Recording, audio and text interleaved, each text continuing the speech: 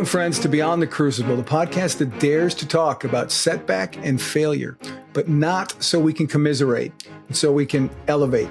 I'm Gary Schneeberger, the co-host of the show, and our mission today is to offer you the hope that your crucible experiences, those trials and challenges that you faced in the past or are facing right now, those things don't define you.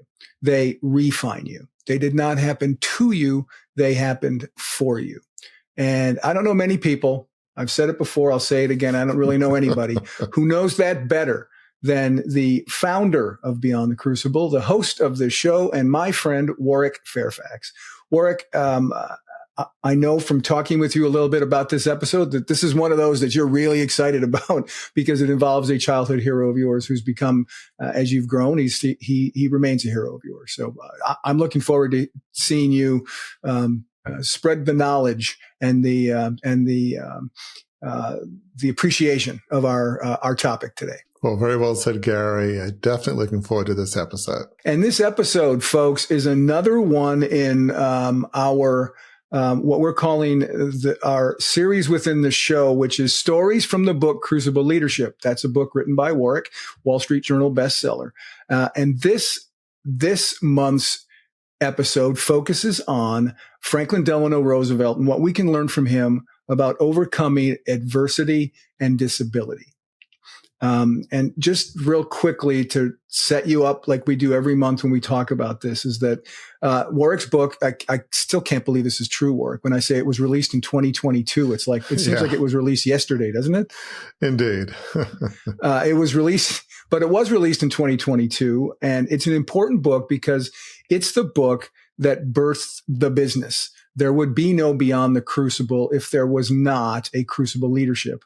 And each month, we have gone through one of the historical family figures, leaders that Warwick has talked about at some length in the book, that Warwick discusses at some length, because there are lessons we can learn about bouncing back from our crucibles from the way that they bounced back from theirs. And this month, we are going to look at Franklin Delano Roosevelt, the longest serving U.S. president in history, and specifically what Roosevelt can teach us about overcoming adversity, especially adversity that's tied to a disability. And truly, the lessons that we can learn here, folks, about from his life of overcoming physically and emotionally devastating crucibles are things that we can really, truly apply to our own crucibles. We don't have to have the same crucibles as Roosevelt had to learn lessons from the way he dealt with them.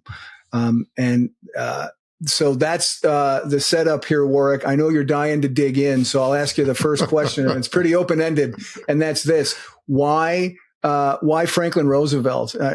There's no shortage of great leaders in your book and in general who have endured traumatic crucibles. But Roosevelt's story is a bit of a masterclass in not letting your worst day, your toughest circumstances define you, isn't it? Isn't his story kind of really a shining example of what that looks like? Yeah, Gary, it surely is. As listeners know by now, I grew up in Australia with a dad that loved history, and he loved English history, British heroes. So I grew up with hearing about Churchill and Admiral Horatio Nelson that we covered in a recent podcast of Battle of Trafalgar fame in the late 1700s, early 1800s, as well as the Duke of Wellington and Battle of Waterloo fame in 1815. So I grew up with all of these English heroes, but I actually had a love of American history. I had a teacher in high school, Mr. Petrosian. He just had this passion for American history and would make it come alive. And so probably partly through that, I just loved some of the great American leaders such as Lincoln and Washington. But there was something about Franklin Roosevelt that I felt in some strange way a special connection to. And that's because Franklin Roosevelt perhaps as much as any president in U.S. history, he came from a very patrician, almost aristocratic background. And he was able to achieve something great despite his heritage. He was able to, I don't say overcome it, but his legacy we think of as not because of his heritage, because of the greatness of the man, the greatness of his character in the sense of how he led the nation. And so as somebody, as listeners would know, that grew up in this 150-year-old family business in Australia that was very prominent, was wealthy, there was, in some sense, I could identify with a young Franklin Roosevelt growing up with this incredible legacy, and yet he wasn't defined by the legacy of his heritage. And so in that way, as we see Franklin Roosevelt overcoming his challenges, as I was, growing up in Australia as a boy and in school, there was something in me that thought, obviously, being president, leader of a country is probably not going to happen, but maybe there's something about his character, something about how he approached challenges that I could learn from. So there was something about Franklin Roosevelt that I felt this connection to. We all, as kids growing up, want to identify with people like us. And in a sense, it's like, well, this is kind of like me. He grew up in a prominent family. Right. So did I. So Franklin Roosevelt, he was born in 1882 in Hyde Park, New York. And just to show you how patrician his family was, between his mother's family, the Delanos, and his father's, the Roosevelts, he had no fewer than 12 Mayflower ancestors. That's the Mayflower, that went to Massachusetts in the 1600s. And people talk about descendants of the Mayflower as if it's, the oldest, most prominent families. That's kind of legacy in the U.S.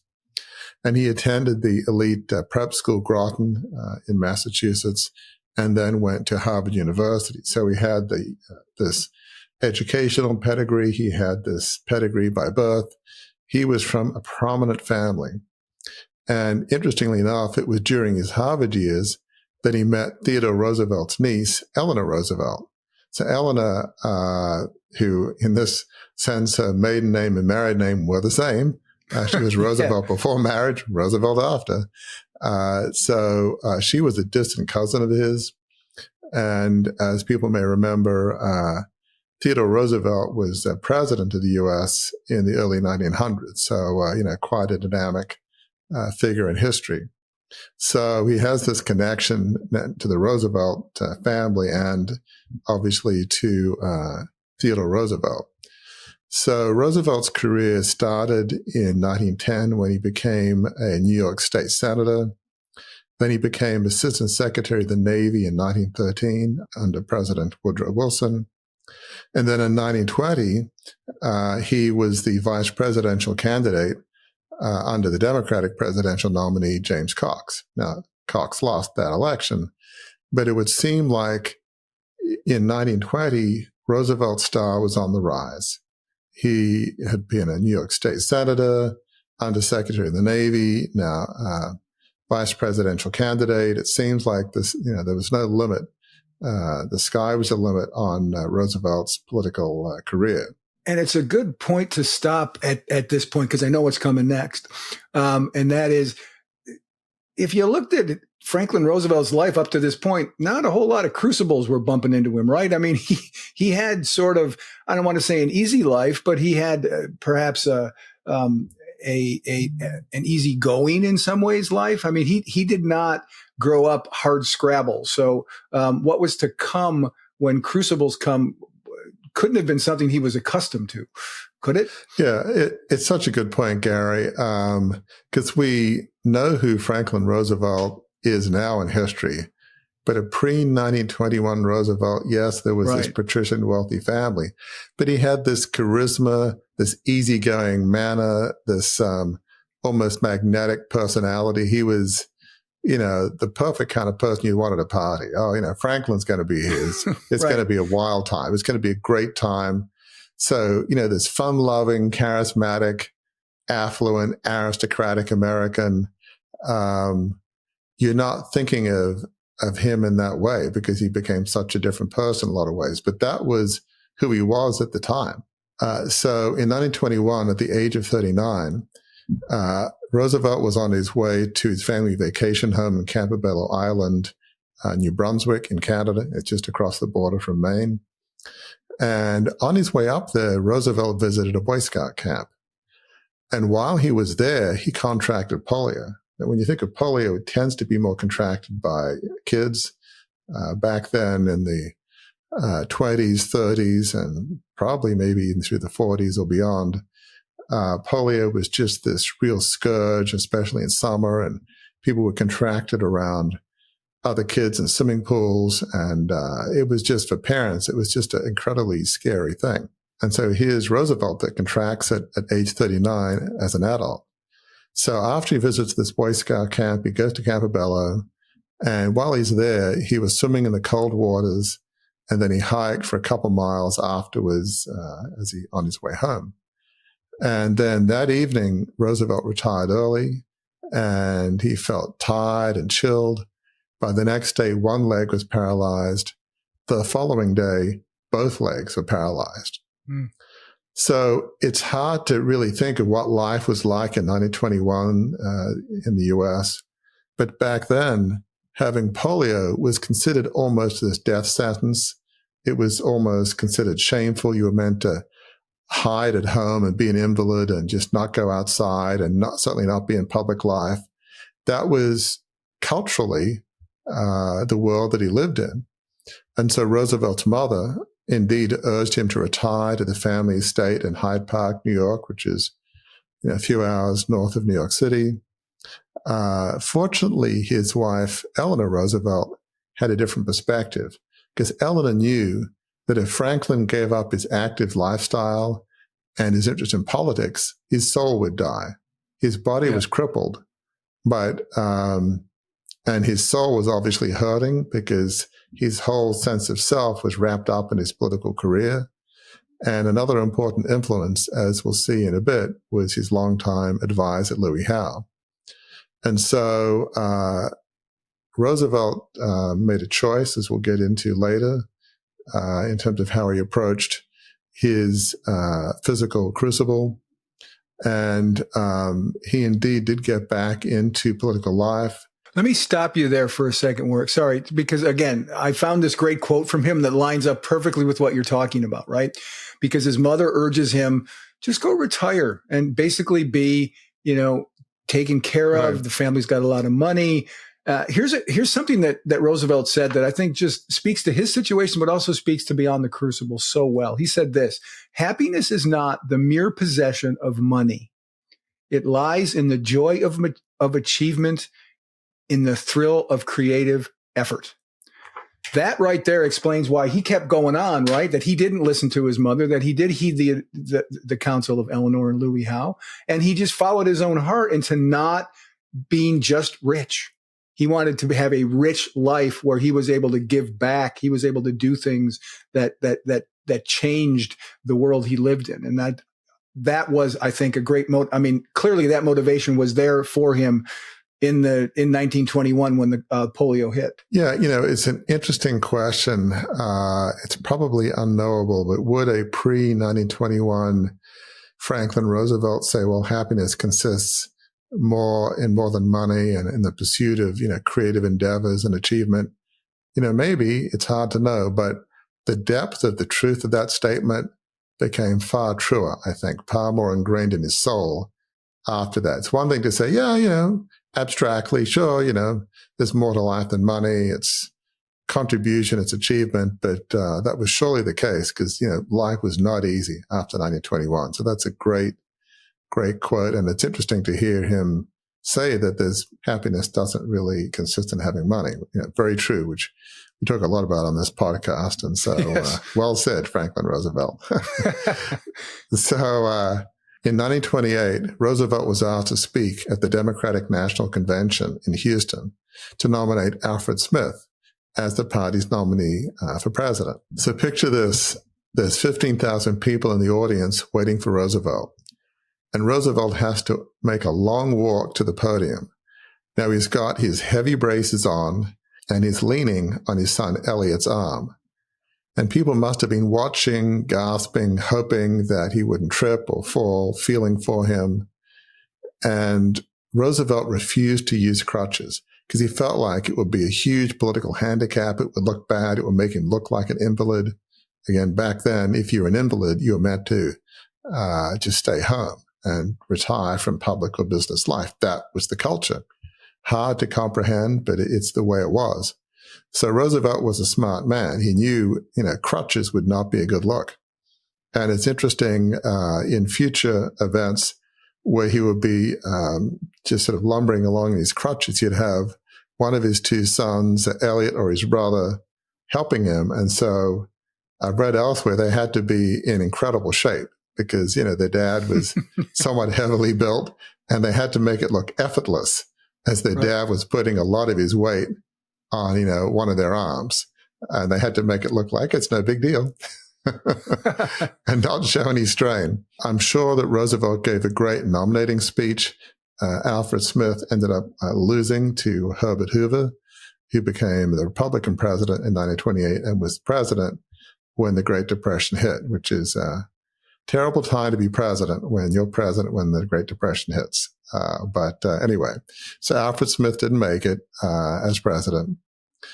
So later that year in 1928, Roosevelt became governor of New York. And in 1932, in the midst of the Great Depression, Roosevelt became president.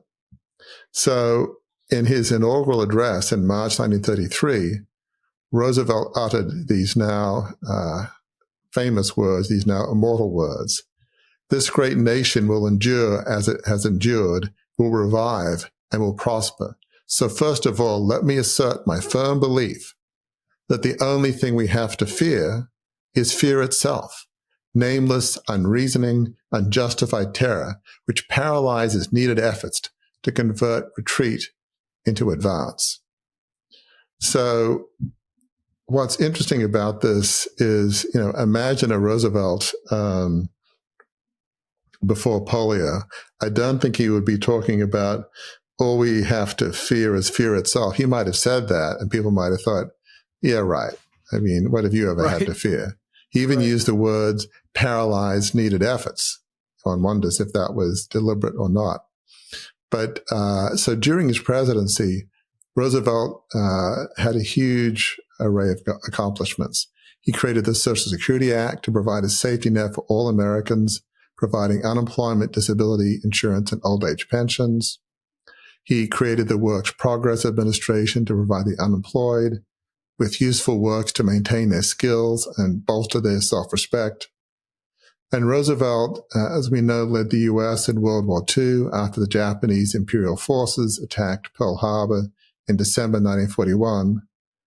And then he, along with Winston Churchill, helped defeat Nazi Germany and Imperial Japan.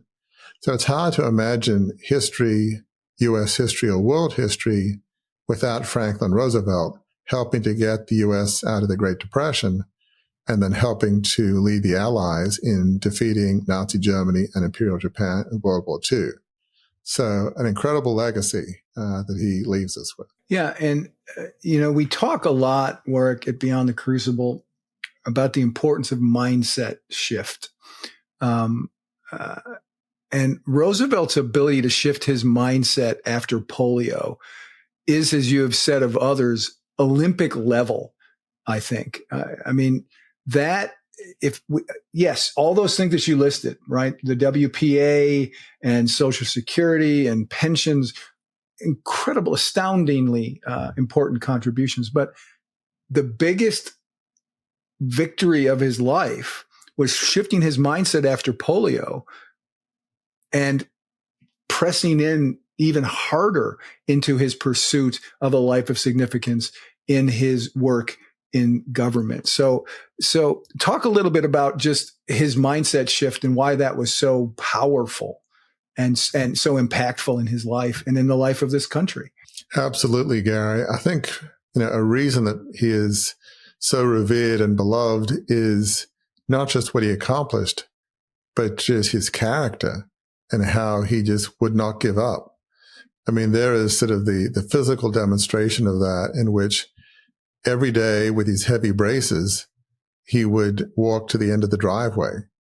His whole life, he dreamed of one day being able to walk again. I mean, properly walk without these hugely heavy and uncomfortable braces. He was not one to give up. And, in 1921, as we've talked about, in the culture, when you got polio, you basically gave up. You retired to your home. Right. You were looked after by your family. And that's indeed what his mother, Franklin Roosevelt's mother, Sarah, advocated. But Roosevelt was not willing to give up. Yes, he had his wife Eleanor and Louis Howe, which we'll talk about more in a moment, but it was still Roosevelt's choice. And he was not willing to give up. He was not willing to give up his political career. He was not willing to give up contributing to the society of the U.S. and advocating for principles that he believed in. He also wasn't ready, as we say all the time, to be defined. He wasn't willing to be defined by his worst day, right? And this is the part of shows like this that I love the most, Warwick, because I find quotes, and I hope, since you love Franklin Roosevelt so much, or whomever we're talking about, I hope this is a quote. I'm always like, maybe Warwick's never heard this one before, and I'll spring some new knowledge on him. But this is a perfect time to drop this second quote that I picked up as we're talking about his refusal to be defined by his worst day. Roosevelt said this. It's only 1, 2, 3, 4, 5, 6, 7. 1, 2, 3, 4, 5, 6, 7, 8 words. But this is what he said. A smooth sea never made a skilled sailor. I mean, that, right? If this mic wasn't so expensive, I'd drop it, because that's a mic drop moment. That's a mic drop moment in talking about crucibles, about Roosevelt's crucible and bouncing back from his crucible, and anybody who's had a crucible experience, right? A smooth sea never made a skilled sailor is just a beautiful expression of the importance of resilience. So well said, Gary. That is a great quote. I don't believe I've heard that. So all right. well done. But it's true. The smooth sea of Franklin Roosevelt's life would not have made a president that people wanted to have in the White House during the 1932 election. Is this the person you would want to be leading your country and, in one sense, co-leading the world along with Winston Churchill in World War II? What does he know about hardship? What does he know about overcoming challenging circumstances? So, I've often thought that polio made Roosevelt the man that he was. Without polio, he would have been a different person. Would he have been as successful? It's really hard to see it. Would he have had the legacy that he had?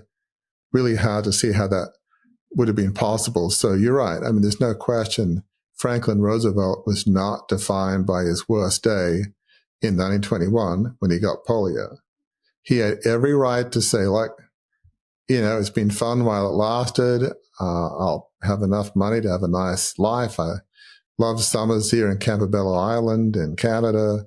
I have a nice life and the estate in Hyde Park in New York. And, I have a wonderful wife, nice family. I'll read and maybe see the odd friend in private and write a bit, but I'll have a nice, quiet life on my estate. But he didn't choose that path, and he chose the path to come back. And so, it's just amazing how there was something about Franklin Roosevelt that gave people hope. When he talked about this, nothing to fear but fear itself, people could look at Roosevelt and said, well, you, Franklin Roosevelt, personify that. You are not willing to let fear of polio, fear of being an invalid, define you. I mean, you think about his campaign song in 1932, at the height of the Great Depression, his campaign song was Happy Days Are Here Again. Now, if he was some wealthy aristocratic guy playing that campaign song, he would have been mocked and ridiculed by people, by media. It would have been, happy days are here again. Yeah, it's all right for you and your beautiful estate in Hyde Park, New York. Yeah, probably the Great Depression hasn't hit you. You're doing fine. Right. Some of us are actually having trouble getting things to eat. We're out of a job. Happy days are here again. Oh, right. I'm not seeing it. The bread lines. Tell me where there's a happy day. None. There's poverty, misery, and homelessness. But there was something about his enthusiasm, his charisma, and how he was able to overcome his hardships that people thought, you know what, if Franklin Roosevelt says happy days are here again, he's got plans, there's all these things he's going to do. I actually believe that happy days will be here again. And it's just staggering. The other thing I think about polio, it's interesting. We've had so many guests on this podcast say that what they went through was a gift. And I don't know that I've ever heard Franklin Roosevelt describe that. But in terms of the gift he was to the nation of the U.S. and indeed the world, I feel like polio gave him a sense of empathy, a sense of compassion, that, was enabled him to relate to others that maybe he wouldn't have been able to without that. He would go regularly to, I think it's Warm Springs in Georgia, I believe, where there was supposed to be healing waters. And I don't know if it really helped, but he would go there often. There would be other kids, other young people who had polio. And I feel like they would see Franklin Roosevelt, the U.S. president, and this is somebody they could identify with. Gee, he has polio like me. Look how hard he's trying. Now, would some young polio victim in Warm Springs, Georgia, being able to identify with Franklin Roosevelt without that? I doubt it. But it just, I feel like it changed him. It gave him this compassion, this drive, this empathy that I'm not sure that he had before. So I think in a real sense, polio made Franklin Roosevelt the great man that he was. I don't know that he thought of it as a gift, but it was, in the way it transformed his soul, I think it was a gift to history, the rest of us in the U.S., and to the world. It's interesting, your comments about his experience at that rehabilitation place where the kids were there, and the kids kind of looked at him and were like, wow, if the president who has polio can do this, I with my my situation can do this as well. Is there it strikes me that there's a point here we all should grab onto, and that is, as we're walking through our own crucibles, when we get to a certain place, when we've learned some lessons from it, as Roosevelt had by this time, it's important, isn't it, to live that a little publicly, so that we can so people can see how we're overcoming that. I mean, you do that with Beyond the Crucible, right? I've seen what people have said to you. I've been in the rooms when they've said it to you. Your ability to speak authentically and honestly about your crucible has helped them with their own crucibles. That seems to be a part of what Roosevelt brought in living publicly his life of beyond polio. Yeah, it's a good point. There were certainly times, such as when he's in Warm Springs, Georgia, at this rehabilitation center, where it's clear that, he had polio and was just, wrestling with it, trying to get as much range of movement. This was a different time, so he didn't want to seem like he was an invalid. So hence the braces, and he would never let himself be photographed in a wheelchair because, here's the weak Franklin Roosevelt. So there was a sense where he felt the public pressure to not be seen as an invalid, and the press, and this is a different era, they went right along with that. It's hard to believe the press kept the secret, not the secret, but they kind of minimized what he went through to a degree because they knew why he was doing this and they respected him so much. But that being said, it was clear to the public that, he had polio, and it definitely had an effect. So yeah, he wasn't all out, hey, oh, woe is me, I'm going to be wheeled around in a wheelchair, because there was a balance between, dealing with it, but not wanting to do anything that hurt his political career, because he was a very savvy politician. So, but yeah, I think people, I don't know about the severity of it. People knew that he was wrestling with polio, and it was remarkable what he was able to accomplish, and how he seemed like a very vigorous man, despite what he went through. Right. And you hit it on the head when you said his campaign song was "Happy Days Are Here Again." That says a lot about a guy, about a president, about someone running for president who, the public knew something was going on there, even if they didn't know the severity, as you said. So that does indeed, I think, and we've made the point several times in this conversation, helps people with their own trials and setbacks and failures. I think that's important for all of us to remember. I think, it's a great point, Gary. Whether we think of it like this or not, I don't know if Franklin Roosevelt thought of himself as a role model. He was focused on his political career as well as helping the nation. But I have to believe that whether it was intentional or not, he was. He gave people hope. Certainly physically, but also he gave people hope that, things will get better, that there is hope. Hope can indeed be a self-fulfilling prophecy, as indeed doom and gloom can be a self-fulfilling prophecy in terms of your soul. And so he really was a role model of how to deal with physical challenges, how to deal with personal challenges. And it lifted a nation. His sunny disposition. I can't think of any time you see a photograph of Roosevelt other than a big, broad smile. Maybe he got depressed in his quiet moments. I'm sure he was human. But you never saw publicly him being down.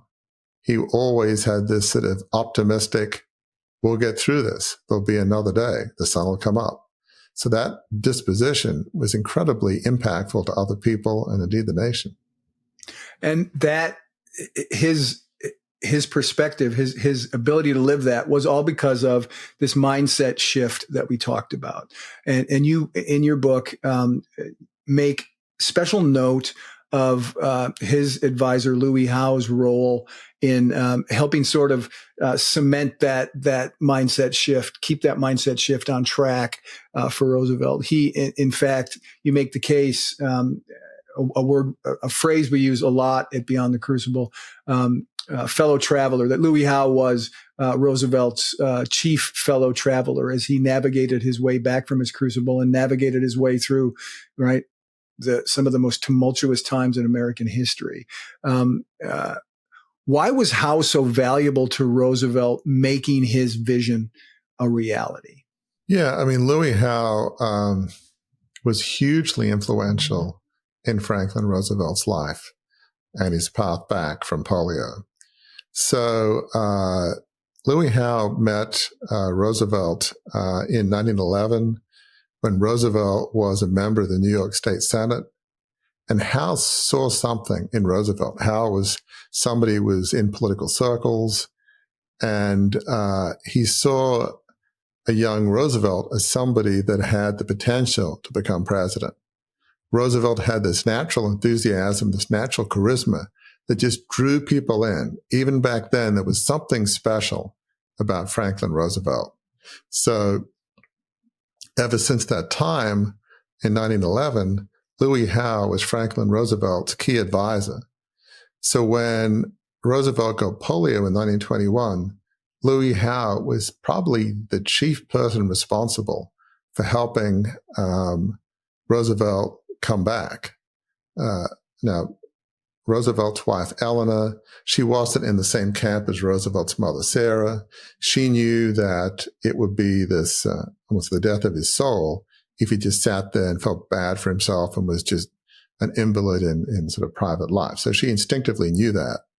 But Howe really helped put that idea into action. And so Louis Howe encouraged Roosevelt to keep his name in the public eye by having him issue statements on public issues that he cared about.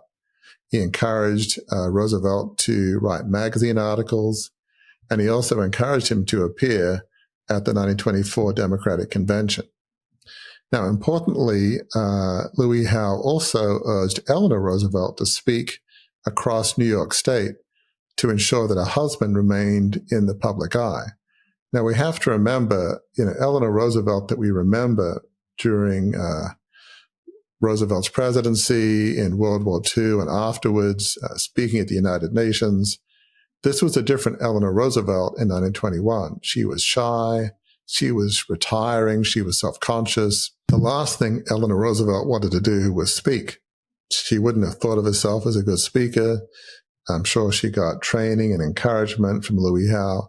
And she indeed did overcome her natural shyness and fear of being in the public spotlight and spoke all around New York State because she knew this was part of Louis Howe's plan to not let Franklin Roosevelt's name be forgotten.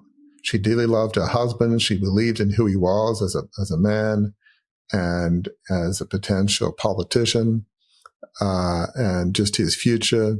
So that was huge. And indeed, in the 1920s, his name kept coming up. He would issue statements. Eleanor Roosevelt would speak. We mentioned before about Franklin Roosevelt speaking at the 1928 Democratic Convention, where they nominated Alfred Smith, becoming New York State governor in 1928 and then president in 1932. This was all due to Louis Howe and as well as Eleanor Roosevelt. So when Franklin Roosevelt became president in 1932 and up until Howe's death in 1936, Howe was effectively his White House chief of staff. All of the things we've been talking about, the Social Security Act, the Work Progress Administration, everything that was around in the 30s before he died, Louis Howe had a huge hand in making those things happen. And he was considered, Louis Howe, as the man who put Franklin D. Roosevelt in the White House. And Roosevelt's son, Elliot, said this of Louis Howe. He said that Louis Howe was probably the greatest influence on both my father and my mother's lives. That's huge praise. When Howe died, Roosevelt had the flags put at half-mast. This wasn't some leader of the U.S. This was somebody that was his advisor, his chief of staff. That's, I'm sure, pretty unusual to have an advisor die and the flags be put at half-mast. So, yeah, I mean, it's just amazing the impact that Louis Howe had on Roosevelt's life and indeed Eleanor Roosevelt's life. Without Louis Howe, would Roosevelt have been able to come back from polio? Would he have become governor of New York and president of the United States? It's really hard to know. I mean, what he was going through was really tough. I think what it shows is in our darkest moments, irrespective of our resilience and mental mindset, having somebody like Louis Howe and then Roosevelt's wife, Eleanor, is huge in helping to build up our mental fortitude to cope with what was an incredibly difficult situation for him personally. Yeah, and from the perspective of Beyond the Crucible, I think this story highlights two of the biggest things that we all need to bounce back from a crucible. That is, one, a mindset shift. This didn't happen to me; it happened for me. And two, fellow travelers, people who will push you to persevere, because just learning the lessons of your crucible doesn't make the journey ahead of you stone free as you're walking the path, right? There's still stumbling blocks. There's still things that happen. So having a fellow traveler there who can lift you up, help you move forward, encourage you, share the journey with you is pivotal. So I think this story, what we've talked about here about Franklin Delano Roosevelt, is a masterclass in what Beyond the Crucible is all about, right? Yeah, it's such a good point, Gary. I mean, as you well said, we need two things. We need the mindset shift and we need fellow travelers. Fellow travelers can't help you unless you're willing to make the tough decision. I will not be defined by my worst day. I'm going to shift my mindset. My body may be paralyzed, but I'm not going to let this defeat me. You have to have that mindset shift. But having had that mindset shift, we need all the help we can get, because there will be days in which we think, why bother? There've got to be days when he's making that walk down the driveway. People have written him off and he's thinking, gosh, what's the point of writing that next magazine article. I mean, is there really any point, Eleanor, going all across New York State speaking? And Louis Howe probably said, Franklin, or probably would have said, Mr. Roosevelt. I don't know if he called him Franklin or not, but, I believe in you. Eleanor believes in you. Your message is too important. The nation needs you. There will come a time when you'll have an opportunity in politics again. Just keep at it. Trust the process. Trust yourself. So I'm sure there were days when he needed that. There were probably days in the White House when things were not going easy, when maybe it was tough to get legislation through. And I'm sure there were days when Louis Howe said, Mr. President, we'll find a way. We'll get this done. We have to get this done. The people need help. We'll find a way. We'll talk to the right senators and, people in Congress and the House, but we'll figure out a way to get this legislation through. So I'm sure there were days in which he needed Louis Howe. So just both of those things, we all need a mindset shift. But people are going to be with us in the trenches or when things are at their darkest and can say, you know what, we'll figure this out. We'll get through this. We can do this. You can do this. We'll do this. You need both a mindset shift and somebody in your camp like a Louis Howe. I mean, it's hard to think of fellow travelers as great as Louis Howe. He's got to be one of the greatest fellow travelers in history. I'm sure that Franklin Roosevelt would have said that. Fellow Traveler Hall of Fame right there. We could call exactly. it the Louis Howe Fellow Traveler Hall of Fame. Well said. Copyright Beyond the Crucible.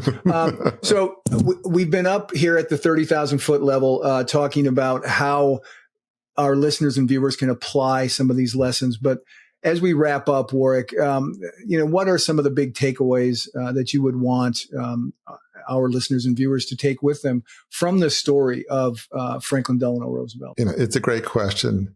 If ever there was a prominent leader in history who exemplifies not letting your worst day define you, it's Franklin Roosevelt.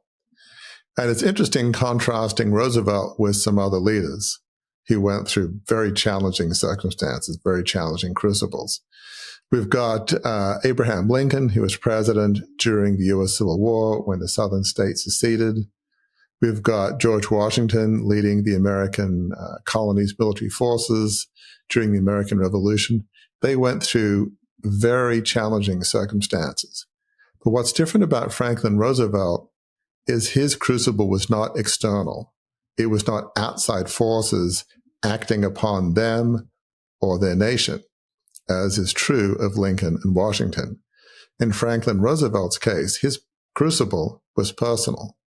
He had to dig down deep within his soul and make sure that his paralysis was only physical and that his paralysis did not define who he was as a person.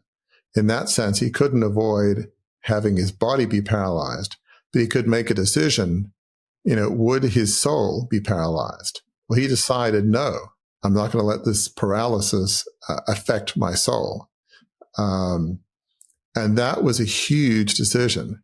And that mindset shift, not to be defined by his worst day, not to be defined by his paralysis, which back then you were indeed, in society's eyes, defined by paralysis. If you were paralyzed through polio, that defined you, that defined the rest of your life, and you were meant to be this invalid that stayed at home.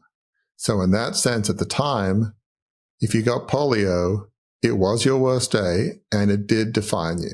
That was the attitude of society. But Roosevelt was not willing to let that define him.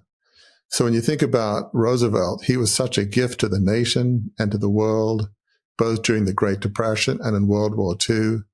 His sunny disposition and optimistic attitude was exactly what the U.S. needed in the Depression and what the world needed in World War II. We've talked a bit about the Great Depression.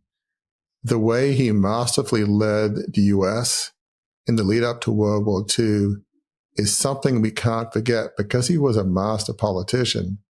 He knew that in the U.S. in the 1930s, there was this tremendous sense of isolationism. It's like, look, what's happening in Europe with Hitler, it's not our problem. We're the U.S., let's just not worry about. And he knew that. Roosevelt knew that at some point war was going to come and the U.S. couldn't avoid it. But he wanted to do everything possible to help Britain survive that was leading the Allies before the U.S. got into the war in December 1941.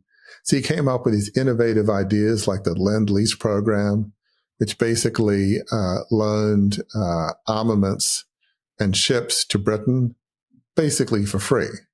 It was a long-term loan. And he used this goes down in the Public Relations Hall of Fame, this particular comment. He said, if a neighbor comes by and wants a garden hose, aren't you going to lend it to them? And your average person said, well, yeah. Well, ships and armaments worth, I don't know, millions of dollars or hundreds of, whatever it was, a little bit different than a garden hose. But somehow, that metaphor of the garden hose, people say, well, of course I'd lend my neighbor a garden hose. So let's lend Britain all these armaments and these sort of long-term leases, probably interest-free. And that was brilliant politically. And it got through. That kept Britain in the war and funded with armaments. Without that, by the time of December 1941, who knows, maybe there wouldn't have been a Britain, which would have made coming back from that infinitely harder for the U.S. and maybe would have meant a lot more U.S. service men and women would have lost their lives if, there was no Britain. Who knows? So Roosevelt, not only did he not let his worst day define him, he just had this brilliant creative mindset and he knew how to get the job done. His political savvy and public relations savvy was just off the charts. So he knew what had to be done. But just as importantly, he knew how to get the job done. He was remarkable in so many ways, but all of these gifts that he gave to the U.S. and the world in the Great Depression and in World War II, none of them would have happened without his decision in 1921, aided by his wife Eleanor and Louis Howe, not to be defined by his worst day, to not give up. Yes, he was paralyzed physically, but he made a decision that he was not going to be paralyzed in his soul. And he made a determination that he would come back, he would not give up, and not give up his hope and dream of being active in life and in political life. Did you hear that, folks? That sounded like the plane landing. I believe our host, Warwick Fairfax, just landed the plane on this very, very, very enlightening conversation on what Franklin Delano Roosevelt can teach us about moving forward beyond crucibles, especially physical crucibles, as happened in his life. And that, folks, with the plane on the ground, will wrap our latest episode of the show within the show that we call Stories from the Book Crucible Leadership. This is an exciting time because the next one of these we do in a few weeks. The next one we do will be the final one of this year, but it's going to be on, I'm not even going to try to tease you. I'm just going to tell you because I want to see our host smile and laugh like he's doing right now. It's going to be on his father, Sir Warwick Fairfax. So I'm really looking forward to that conversation. So for now, we will turn the page and wait till next month for another story on Warwick's dad to help you turn the page and move beyond your crucible to a life of significance. See you then.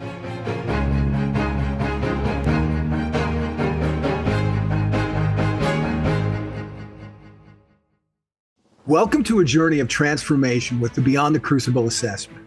Unlike any other, this tool is designed to guide you from adversity to achievement. As you answer a few insightful questions, you won't just find a label like the helper or the individualist. Instead, you'll uncover your unique position in the journey of resilience. This assessment reveals where you stand today, the direction you should aim for, and crucially, the steps to get there. It's more than an assessment. It's a roadmap to a life of significance. Ready? Visit beyondthecrucible.com. Take the free assessment and start charting your course to a life of significance today.